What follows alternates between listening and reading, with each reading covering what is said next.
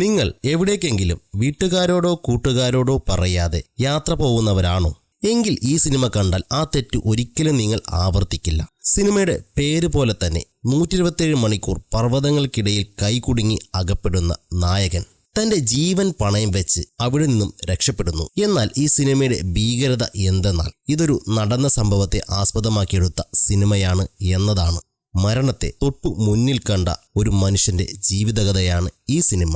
അപ്പോൾ കഥകൾ കേൾക്കാൻ ഇഷ്ടപ്പെടുന്ന എല്ലാ സുഹൃത്തുക്കൾക്കും നമ്മുടെ ചാനലിലേക്ക് സ്വാഗതം. പുതിയ കൂട്ടുകാരെല്ലാവരും നമ്മുടെ ചാനൽ ഒന്ന് സബ്സ്ക്രൈബ് ചെയ്യുക. സിനിമയുടെ ഉള്ളിലേക്ക് എത്തി നോക്കുമ്പോൾ നമ്മുടെ നായകൻ അദ്ദേഹം തിരക്ക് പിടിച്ച് എങ്ങോട്ടേക്കോ യാത്ര പോവാനുള്ള തിരക്കിലാണ്. തിരക്കായതുകൊണ്ട് തന്നെ അവൻ ചെയ്യുന്ന കാര്യങ്ങളിലൊക്കെയും അത് കാണാനുമുണ്ട്. ഒന്നും അങ്ങോട്ട് ശരിയാകുന്നില്ല. അവൻ അവന്റെ കത്തി തപ്പി നോക്കുന്നുണ്ട്. പക്ഷേ കത്തി കയ്യെത്തും ദൂരത്തുണ്ടെങ്കിലും അവനത് എടുക്കാൻ സാധിക്കുന്നില്ല. അതുകൊണ്ട് തന്നെ അവൻ ആ കത്തി എടുക്കാതെയാണ് യാത്ര തിരിക്കുന്നത്. അപ്പോൾ അവന്റെ അമ്മ അവനെ ഫോണിൽ വിളിക്കുന്നുണ്ട്. പക്ഷേ അവൻ ആ കോൾ അറ്റൻഡ് ചെയ്യുന്നില്ല. കാരണം ഫോൺ എടുത്താൽ എവിടേക്കാണ് യാത്ര എന്നും പിന്നെ അമ്മയുടെ ഉപദേശവും സഹിക്കണം. ഇതൊന്നും അവന് ഇഷ്ടമല്ല. അതുമാത്രമല്ല, ധൃതി പിടിച്ച് ഇറങ്ങുന്നതുകൊണ്ട് ഈ നിസാരമായ കാര്യങ്ങളൊക്കെയും അവൻ അവഗണിച്ചു. പക്ഷേ അവൻ അറിഞ്ഞിരുന്നില്ല ഈ നിസാരമായ കാര്യങ്ങളൊക്കെയും അവന്റെ ജീവനോളം വിലയുണ്ടായിരുന്നുവെന്ന കാര്യം. അങ്ങനെ അവന് ആവശ്യമായ കുറച്ച് സാധനങ്ങളും ഒരു ബോട്ടിൽ വെള്ളവും കുറച്ച് സ്നാക്സും എടുത്ത് ആരോൺ യാത്ര തിരിക്കുന്നു. നമ്മുടെ നായകനായ ആരോൺ സാഹസിക യാത്രകൾ ഇഷ്ടപ്പെടുന്ന ഒരു വ്യക്തിയാണ്. സാധാരണ ജീവിതത്തിൽ നിന്നും വ്യത്യസ്തമായി ജീവിക്കാനാണ് അവൻ ആഗ്രഹിക്കുന്നത്. അതേപോലെ ഒരു സാഹസിക യാത്രക്കായിട്ടാണ് ആരോൺ ഇപ്പോൾ ഇത്രയ്ക്കും ധൃതി പിടിച്ച് തയ്യാറാകുന്നത്. അങ്ങനെ ആരോൺ യാത്ര തിരിക്കുന്നു. ബ്ലൂ ജോൺ കനാനിയൻ എന്ന മലയിലേക്കാണ് അവന്റെ യാത്ര. അതൊരു അപകടം പിടിച്ച സ്ഥലമാണ്. അങ്ങനെ അല്ലെങ്കിൽ നമ്മുടെ നായകൻ ഒരിക്കലും അങ്ങോട്ടേക്ക് പോകില്ലായിരുന്നു. അങ്ങനെ ആരോൺ യാത്രക്കിടെ തന്റെ യാത്രയെക്കുറിച്ച് വീഡിയോ ഒക്കെ ചെയ്യുന്നുണ്ട്. ഏപ്രിൽ 25, 2003 ഈ സംഭവം നടക്കുന്നത്. അങ്ങനെ രാത്രി അവൻ ഒരു സ്ഥലത്ത് താമസിക്കുന്നു. അങ്ങനെ പിറ്റേ ദിവസം ശനിയാഴ്ച തന്റെ സൈക്കിളുമെടുത്ത് അവൻ തന്റെ സാഹസിക യാത്ര ആരംഭിക്കുകയാണ്. തന്റെ ജീവിതം ഇവിടെ നിന്ന് മാറി മറിയുകയാണെന്ന സത്യം അവൻ അറിഞ്ഞിരുന്നില്ല. അങ്ങനെ സൈക്കിളുമെടുത്ത് അവൻ യാത്ര തുടരുന്നു. നല്ലപോലെ ആസ്വദിച്ചാണ് അവൻ സൈക്കിൾ സവാരി നടത്തുന്നത്. ആ താഴ്വാരങ്ങളും കുന്നിൻ ചെരുവും മലയും ഒക്കെ അവനെ മാടി വിളിക്കുന്നത് പോലെ അവന് തോന്നിക്കാണും. അങ്ങനെ സൈക്കിൾ സവാരിക്കൊടുവിൽ അവന്റെ സൈക്കിൾ ഒരു മരത്തിൽ ലോക്ക് ചെയ്ത് അവൻ മുന്നോട്ടേക്ക് നടന്നു പോകുന്നു. അപ്പോൾ അവൻ 2 പെൺകുട്ടികളെ കണ്ടുമുട്ടുന്നു. അവരും ഇവിടേക്ക് സാഹസിക യാത്ര നടത്താൻ വന്നവരാണ്. പക്ഷെ അവർക്ക് വഴി തെറ്റി ആരോൺ തനിക്ക് ഇവിടെയുള്ള എല്ലാ വഴികളും അറിയാമെന്ന് പറഞ്ഞ് അവർക്ക് യഥാർത്ഥ വഴി കാണിച്ചു കൊടുക്കുന്നു. അങ്ങനെ അവർ യാത്ര പറഞ്ഞ് പിരിയാൻ നേരം ആരോൺ പറയുന്നു, എനിക്ക് വേറൊരു വഴി അറിയാം. ആ വഴി കൂടി നിങ്ങൾ വന്നാൽ നിങ്ങൾക്ക് മറക്കാൻ പറ്റാത്തൊരു അനുഭവമായിരിക്കും അത് എന്ന് ആരോൺ പറയുന്നു. അങ്ങനെ അവർ ആരോണിന്റെ കൂടെ പോകുന്നു. മലകൾക്കിടയിൽ അവർ മെല്ലെ മെല്ലെ ഞെരുങ്ങി നീങ്ങുന്നു. പെട്ടെന്ന് ആരോൺ കൈയെടുക്കുന്നു. അവൻ നേരെ താഴത്തേക്ക് വീഴുന്നു. ഇത് കണ്ട് ആ പെൺകുട്ടികൾ ആകെ പേടിച്ച് നിലവിളിക്കുന്നു. എന്നാൽ ആരോൺ ചെന്ന് വീണതൊരു കുളത്തിലേക്കാണ്. അങ്ങനെ ആ പെൺകുട്ടികളും ആ കുളത്തിലേക്ക് ചാടുന്നു. പ്രകൃതി ഒരുക്കിയ ഒരു സ്വിമ്മിംഗ് പൂൾ പോലെയാണ് അവർക്ക് ആ കുളം തോന്നിയത്. അവർ അങ്ങനെ കുറെ നേരം അവിടെ ചിലവിട്ടു. അതിനുശേഷം അവർ യാത്ര തുടർന്നു. യാത്രക്കിടെ ആ പെൺകുട്ടികൾ, ഞങ്ങൾ നാളെ ഒരു പാർട്ടി വയ്ക്കുന്നുണ്ട്, നീ വരുമോ എന്ന് ആരോണിനോട് ചോദിക്കുന്നു. ഓക്കെ, അതിനെന്താ, ഞാൻ വരാമെന്ന് അവൻ മറുപടി നൽകുന്നു. അങ്ങനെ അവർ ബായ് പറഞ്ഞ് 2 വഴിക്കായി പിരിയുന്നു. ആരോൺ മുമ്പ് ഇവിടെ വന്നിട്ടുണ്ടെങ്കിലും അവൻ പോവാത്തൊരു സ്ഥലം ഇവിടെയുണ്ട്. അവിടേക്കാണ് ഇത്തവണ ആരോണിന്റെ യാത്ര. കുറച്ച് ദുർഘടം പിടിച്ച വഴിയാണ് അങ്ങോട്ടേക്കുള്ളത്. മല ഇടയ്ക്കിന്റെ ഇടയിലൂടെ ഊർന്നിറങ്ങി വേണം അങ്ങോട്ടേക്ക് പോവാൻ. അങ്ങനെ ആരോൺ സഞ്ചരിക്കുമ്പോൾ ഒരു പാറ കഷ്ണത്തെ പിടിക്കുന്നു. എന്നാൽ ആ പാറ കഷ്ണം വഴുതി ആരോണിനൊപ്പം താഴേക്ക് വീഴുന്നു. ആ വീഴ്ചയിൽ ആരോണിന്റെ കൈ പാറക്കഷ്ണത്തിനും മലയിടുക്കിനും ഇടയിൽ കുടുങ്ങുന്നു. എന്നാൽ തനിക്ക് എന്താണ് സംഭവിച്ചതെന്ന് ആരോണിന് മനസ്സിലാവുന്നില്ല. അവൻ ആകെ സ്റ്റക്കായി നിൽക്കുകയാണ്. തന്റെ കൈ കുടുങ്ങി എന്ന് മനസ്സിലാക്കിയ നിമിഷം മുതൽ അവൻ അവന്റെ കൈ അവിടെ നിന്നും വലിച്ചെടുക്കാൻ ശ്രമിക്കുകയാണ്. എങ്ങനെ വലിച്ചിട്ടും കൈ പുറത്തേക്കെടുക്കാൻ സാധിക്കുന്നില്ല. ആകെ വെപ്രാളപ്പെട്ട് അവൻ കയ്യിലുണ്ടായിരുന്ന വെള്ളം കുടിക്കുന്നു. അപ്പോഴാണ് അവന് ഒരു കാര്യം ഓർമ്മ വന്നത്. തനിക്ക് ഇവിടെ നിന്നും രക്ഷപ്പെടാൻ സാധിച്ചില്ലെങ്കിൽ തനിക്ക് ഈ വെള്ളം മാത്രമേ ഉള്ളൂ എന്ന കാര്യം. അതുകൊണ്ട് അവൻ ബാക്കിയുള്ള വെള്ളം സൂക്ഷിച്ചു വെക്കുന്നു. ഇപ്പോൾ സമയം വൈകുന്നേരം 3:15 ആയിരിക്കുന്നു. നേരത്തെ കണ്ട ആ പെൺകുട്ടികൾ അവിടെ എവിടെയെങ്കിലും ഉണ്ടാകും. തന്റെ നിലവിളി അവർ കേൾക്കും എന്ന് കരുതി അവൻ ഉറക്കെ അവരെ അലറി വിളിക്കുന്നു. പക്ഷെ ആരു കേൾക്കാൻ? ആ വിടവിനപ്പുറം ശബ്ദം എത്തുന്നില്ല. അതുമാത്രമല്ല, അതൊരു വിജനമായൊരു പ്രദേശം കൂടിയായിരുന്നു. വളരെ ഒറ്റപ്പെട്ട ഒരു സ്ഥലം. ആരോൺ എങ്ങനെയെങ്കിലും അവിടെ നിന്നും രക്ഷപ്പെടണം എന്ന ചിന്തയിൽ തന്റെ കയ്യിലുണ്ടായിരുന്ന സാധനങ്ങൾ ഓരോന്നായി അവിടെ എടുത്തു വയ്ക്കുന്നു. അതിൽ തനിക്ക് ഉപകാരപ്പെടുന്ന എന്തെങ്കിലും ഉണ്ടോ എന്ന് അവൻ പരിശോധിക്കുന്നു. അതിൽ നിന്ന് ഒരു കട്ടിംഗ് പ്ലെയർ എടുക്കുന്നു. അതിന്റെ അറ്റത്ത് ചെറിയൊരു കത്തിയുണ്ട്. ഈ നെയിൽ കട്ടറുകളിൽ ഉള്ള പോലെ ഒരു ചെറിയ കത്തി. ആ കത്തി കൊണ്ട് പാറ കഷ്ണത്തിന്റെ കര ചെത്തി അതിൽ നിന്നും കൈ വേർപെടുത്താനായിരുന്നു അവന്റെ പ്ലാൻ. അങ്ങനെ അവൻ പാറയുടെ സൈഡിൽ നിന്നും കഴിയാവുന്നത്ര വേഗത്തിൽ പാറ കുത്തിയിളക്കുന്നുണ്ട്. എന്നാൽ ആ കത്തി അബദ്ധവശാൽ താഴെ വീഴുന്നു. അവൻ ആ കത്തിയെടുക്കാൻ ശ്രമിക്കുന്നുണ്ടെങ്കിലും അവന് സാധിക്കുന്നില്ല. അങ്ങനെ ഒരു വടിക്കഷ്ണം അവന് ലഭിക്കുന്നു. അതുപയോഗിച്ച് അവൻ ആ കത്തിയെടുക്കുന്നു. ഇപ്പോൾ സമയം 12 മണി ആയിരിക്കുന്നു. അവിടെ മുഴുവനും ഇരുട്ടാണ്. അതുകൂടാതെ ഭയങ്കര തണുപ്പും. അവന്റെ കയ്യിൽ ആകെ ഉള്ളത് കുറച്ച് വെള്ളം മാത്രമാണ്. അതവൻ കുടിക്കുന്നു. അതുമാത്രമല്ല, ഇത്രയും നേരം നിന്നതുകൊണ്ട് അവന്റെ കാലുകൾക്ക് ഭയങ്കര വേദനയാണ്. അവന് എവിടെയെങ്കിലും കുറച്ചു നേരം ഇരിക്കണമെന്നുണ്ട്. അങ്ങനെ അവൻ തന്റെ കയ്യിലുണ്ടായിരുന്ന കയർ അവിടെ ഉണ്ടായിരുന്ന ഒരു മരക്കഷ്ണത്തിലേക്ക് കൊളുത്താൻ വേണ്ടി എറിയുന്നു. എന്നാൽ കുറേ നേരത്തെ പരിശ്രമത്തിനൊടുവിലാണ് അവൻ ആ ദൗത്യം പൂർത്തീകരിക്കുന്നത്. അങ്ങനെ മരത്തിൽ കൊളുത്തിയ വള്ളിയുടെ മറ്റേ അറ്റം അരക്കെട്ടിയിലൂടെ ഇട്ട് അത് താൽക്കാലിക ഇരിപ്പിടം പോലെ ആരോൺ സെറ്റ് ചെയ്തു. അതിൽ വിശ്രമിക്കുന്നു. ക്ഷീണം കൊണ്ടാവാം അവൻ പതിയെ മയക്കത്തിലേക്ക് തെന്നി വീഴുന്നു. അങ്ങനെ പിറ്റേ ദിവസം രാവിലെ ആകുന്നു. സൂര്യപ്രകാശമാണ് അവനെ വിളിച്ചുണർത്തിയത്. രാത്രി മുഴുവൻ തണുപ്പായിരുന്നതുകൊണ്ട് അവന്റെ ശരീരഭാഗങ്ങൾ ആകെ മരവിച്ചിരുന്നു. അവൻ സൂര്യപ്രകാശം തന്റെ ശരീരത്തിലേക്ക് മുഴുവൻ കൊള്ളിക്കുന്നു. അതിനുശേഷം സൂര്യപ്രകാശത്തെ അവൻ തൊട്ടുതലോടുന്നു. സൂര്യപ്രകാശത്തെ അവൻ ഫീൽ ചെയ്യുകയാണ്. അവന് പണ്ട് അച്ഛന്റെ കൂടെ ചെറുപ്പത്തിൽ ഇവിടെ വന്നിരുന്ന കാര്യങ്ങളൊക്കെ ഓർമ്മ വരുന്നു. അന്ന് അച്ഛൻ അവനൊരു വീഡിയോ ക്യാമറ സമ്മാനമായി നൽകിയിരുന്നു.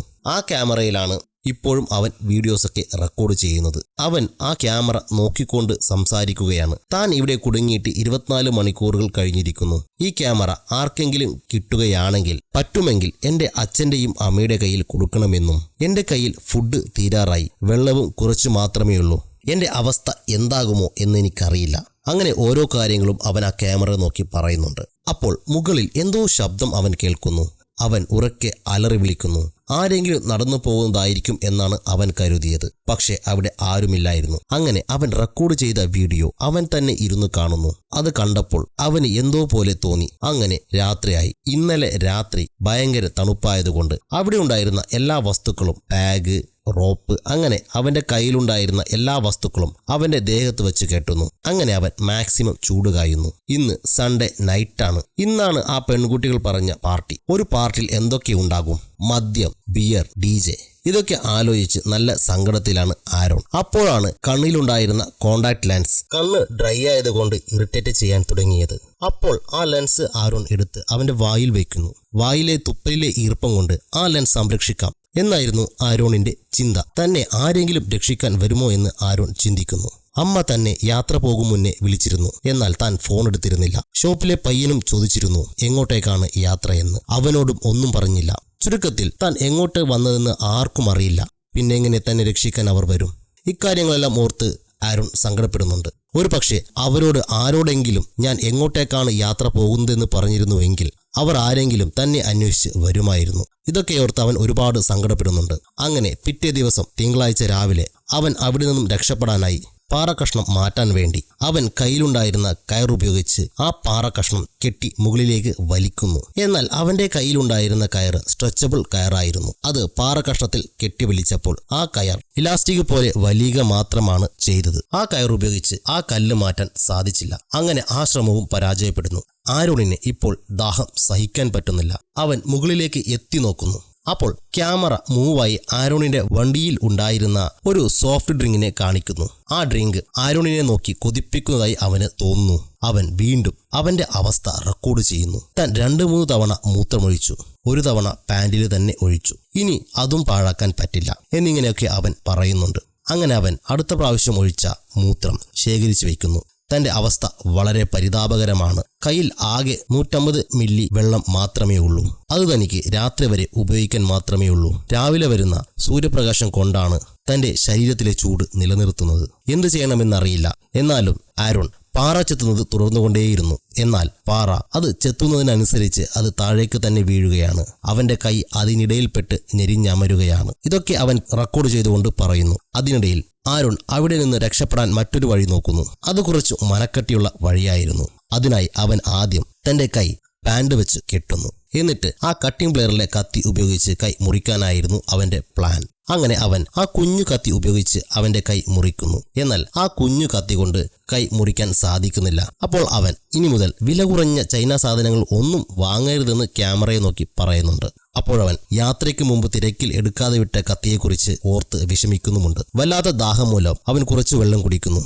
എന്നാൽ കൈ വഴുതി ആ ബോട്ടിൽ താഴെ വീഴുകയും അതിൽ നിന്ന് കുറച്ച് വെള്ളം മറിയുകയും ചെയ്യുന്നു. ആകെയുള്ള വെള്ളം മറിഞ്ഞതിൽ അവൻ ആകെ സങ്കടപ്പെട്ടിരിക്കുകയാണ്. അങ്ങനെ രാത്രിയായി. കാർമേഘങ്ങൾ ഇരുണ്ടുകൂടി. ഒരു പേമാരി പോലെ മഴ പെയ്തിറങ്ങുന്നു. ആ മഴയിൽ അവൻ ആവശ്യമായ വെള്ളം അവൻ ശേഖരിക്കുന്നു. അപ്പോഴാണ് അവൻ കുടുങ്ങിയ സ്ഥലത്ത് വെള്ളം ഒഴുകിയെത്തുന്നത്. ആ വെള്ളത്തിന്റെ അളവ് കൂടിക്കൂടി വരുന്നു. അവൻ അതിൽ മുങ്ങി. അപ്പോൾ ആ സമയത്ത് അവൻ ആ പാറകഷ്ണം ആഞ്ഞു തള്ളുകയും ആ പാറകഷ്ണം മാറുകയും ചെയ്യുന്നു. അങ്ങനെ അവൻ അവിടെ നിന്നും രക്ഷപ്പെടുന്നു. കൈക്ക് നല്ല പരിക്കുണ്ട്. അവൻ നേരെ അവന്റെ കാറിന്റെ അടുത്തേക്ക് വരുന്നു. എന്നിട്ട് കാറുമെടുത്ത് അവന്റെ ഗേൾഫ്രണ്ടിന്റെ വീട്ടിലേക്ക് ചെല്ലുന്നു. അവൾ കതക് തുറക്കുമ്പോൾ എന്നെ രക്ഷിക്കണമെന്ന് അവൻ പറയുന്നു. എന്നാൽ അവൻ പെട്ടെന്ന് കണ്ണു തുറന്നു നോക്കുന്നു. സംഭവം എന്തെന്നാൽ ഇതൊക്കെ അവന്റെ സ്വപ്നങ്ങൾ മാത്രമായിരുന്നു. ഇപ്പോഴും അവൻ ആ പാറക്കഷ്ണങ്ങൾക്കിടയിലാണ്. അങ്ങനെ പിറ്റേ ദിവസമാകുന്നു. ഇന്നേക്ക് ആരോൺ കുടുങ്ങിയിട്ട് 4 ദിവസം കഴിഞ്ഞിരിക്കുന്നു. അവൻ വല്ലാത്തൊരു അവസ്ഥയിലാണ്. അവൻ ഇപ്പോൾ ക്യാമറ നോക്കി അഭിനയിക്കുകയാണ്. അതായത് അവൻ ഇവിടെ നിന്നും രക്ഷപ്പെട്ടതിന് ശേഷം ഒരു ചാനലിൽ താൻ രക്ഷപ്പെട്ടതിനെ കുറിച്ച് ഇന്റർവ്യൂ കൊടുക്കുന്ന രീതിയിലാണ് അവൻ സംസാരിക്കുന്നത്. അതേപോലെ അവൻ അഭിനയിക്കുന്നു. അങ്ങനെ ക്യാമറ ഓഫാക്കി ബാക്കി വെള്ളവും കുടിച്ച് അവൻ ദേഷ്യത്തോടെ കയ്യിലുണ്ടായിരുന്ന ആ കത്തി കയ്യിലേക്ക് കുത്തിയിറക്കുന്നു. അപ്പോഴാണ് അവൻ കാര്യം ഓർത്തത്. ഈ കത്തി കൊണ്ട് തന്റെ എല്ല് മുറിക്കാൻ സാധിക്കില്ല എന്ന്. അങ്ങനെ രാത്രിയായി. വേറെ വഴിയില്ലാതെ അവൻ സ്വന്തം യൂറിൻ കുടിക്കുന്നു. അതിനുശേഷം ആരോൺ തന്റെ പേരും റെസ്റ്റ് ഇൻ പീസും അവന്റെ ജനനതീയതിയും മരണതീയതിയും എന്നിവ ആ കത്തി കൊണ്ട് ആ പാറയിൽ എഴുതി വെക്കുന്നു.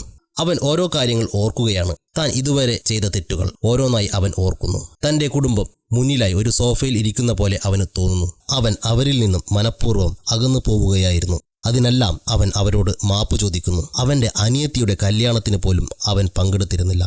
ജോലിയുണ്ടെന്ന് പറഞ്ഞ് അവൻ ഒഴിഞ്ഞു മാറിയിരുന്നു. അതൊക്കെ ഓർത്ത് അവൻ സങ്കടപ്പെടുന്നു.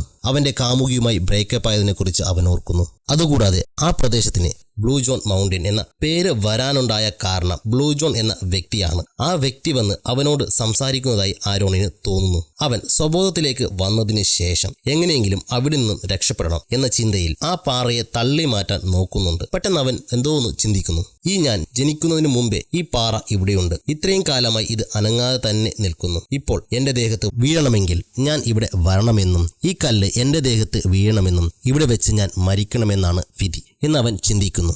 എന്നാൽ വിധിയെ വെല്ലാനുള്ള കെൽപ്പ് അവന്റെ ആത്മവിശ്വാസത്തിന് ഉണ്ടായിരുന്നു. അവൻ വീണ്ടും ഒരു ഇല്യൂഷൻ തോന്നുന്നു. അത് എന്താണെന്ന് വെച്ചാൽ അവനൊരു മകൻ ജനിക്കുന്നു. അവനുമൊത്ത് കളിക്കുന്നതും സമയം ചിലവഴിക്കുന്നതുമൊക്കെ അവന് ഇല്യൂഷനായി തോന്നുന്നു. അപ്പോൾ പെട്ടെന്ന് അവനൊരു ഊർജം ലഭിക്കുന്നു. താൻ ഇവിടെ മരിക്കേണ്ടവനല്ല, തനിക്ക് ഇനിയും ജീവിക്കാനുണ്ട്, തന്റെ കുടുംബത്തോടൊന്നിച്ച്, തന്റെ മകനോടൊന്നിച്ച്. ഇതൊക്കെ ഓർത്തുകൊണ്ട് അവൻ പെട്ടെന്ന് അവന്റെ കൈ പാറയ്ക്ക് ഇടയിൽ കയറ്റി ഒടിക്കുന്നു. പെട്ടെന്ന് നമുക്ക് തോന്നും എന്തിനാണ് ഇവൻ ഇങ്ങനെ കൈ ഒടിച്ചത് എന്ന്. സംഭവം എന്തെന്നാൽ അവന്റെ കയ്യിലുള്ള കത്തി കൊണ്ട് എല്ല് കട്ട് ചെയ്യാൻ സാധിക്കില്ല.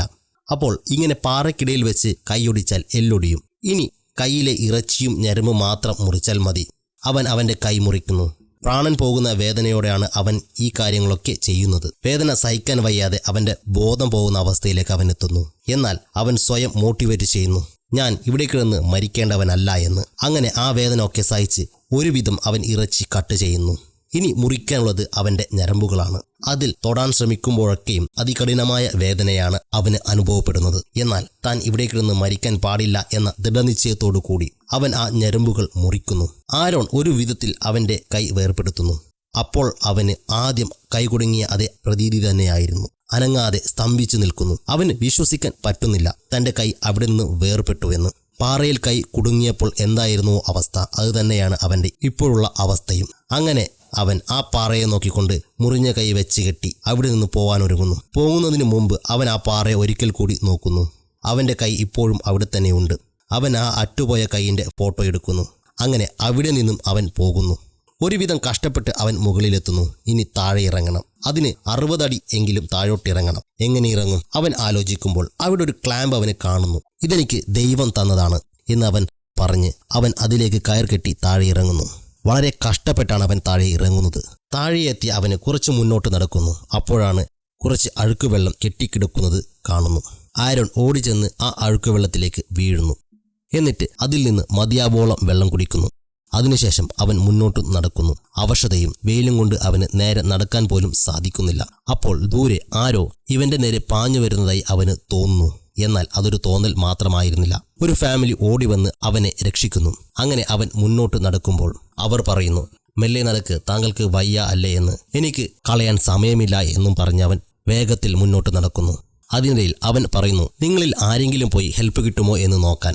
അപ്പോൾ അതിൽ നിന്നും 2 പേർ സഹായത്തിനായി ഓടിപ്പോകുന്നു. അതുകൂടാതെ അവിടെ വന്നിരുന്ന ബാക്കിയുള്ള സഞ്ചാരികൾ ഇവരെ കണ്ട് സഹായിക്കാനായി ഓടിയെത്തുന്നു. അവർ അവന് വെള്ളം നൽകുന്നു. എന്നാൽ ആരോൺ തളർന്നു വീഴുന്നു. അപ്പോൾ ഒരു ഹെലികോപ്റ്റർ വന്ന് ആരോണിനെ രക്ഷിക്കുന്നു. അങ്ങനെ കുറെ കാലം കഴിഞ്ഞുള്ള ആരോണിനെയാണ് കാണിക്കുന്നത്. അവൻ സ്വിമ്മിംഗ് പൂളിൽ നീന്തുകയാണ്. നീന്തി എഴുന്നേറ്റപ്പോൾ തന്റെ മുന്നിൽ സോഫയിൽ തന്റെ കുടുംബാംഗങ്ങൾ മുഴുവനായി ഇരിക്കുന്നതാണ് അവൻ കാണുന്നത്. താൻ ആഗ്രഹിച്ച കാര്യങ്ങളൊക്കെയും ഇപ്പോൾ ആരോണിന്റെ ജീവിതത്തിൽ നടക്കുന്നു. ആരോൺ തന്റെ കാമുകിയുമായി ഒന്നിക്കുന്നു. ഇതാണ് ശരിക്കുമുള്ള ആരോൺ. ആ അപകടത്തിന് ശേഷം ആരോൺ അടങ്ങിയിരുന്നില്ല. ഉയരങ്ങൾ കീഴടക്കാനുള്ള അവന്റെ മോഹം കൂടിയതേയുള്ളൂ. കാണാൻ പറ്റാത്ത നാടും കീഴടക്കാൻ പറ്റാത്ത മലകളും അവൻ പിന്നെയും കീഴടക്കി. എന്നാൽ ഒരു കാര്യം അവൻ മറന്നില്ല. എവിടെ പോയാലും തന്റെ ഫാമിലിയെയും സുഹൃത്തുക്കളെയും അവൻ പോകുന്ന സ്ഥലം കൃത്യമായി അറിയിച്ചിരുന്നു. ഇതോടെ ഈ സിനിമ അവസാനിക്കുന്നു. ആരോണിന് അവന്റെ തെറ്റുതിരുത്താൻ അവസരം കിട്ടി. എല്ലാവർക്കും അത് കിട്ടണമെന്നില്ല. എന്നിരുന്നാലും നമ്മുടെ ചാനൽ ആദ്യമായി കാണുന്നവർ ഒന്ന് സബ്സ്ക്രൈബ് ചെയ്യുക. കൂടാതെ ബെല്ലൈക്കൺ അമർത്താൻ മറക്കരുത്. അതേപോലെ ഈ വീഡിയോ ഇഷ്ടപ്പെട്ടാൽ ലൈക്ക് ചെയ്യാനും മറക്കരുത്. നന്ദി.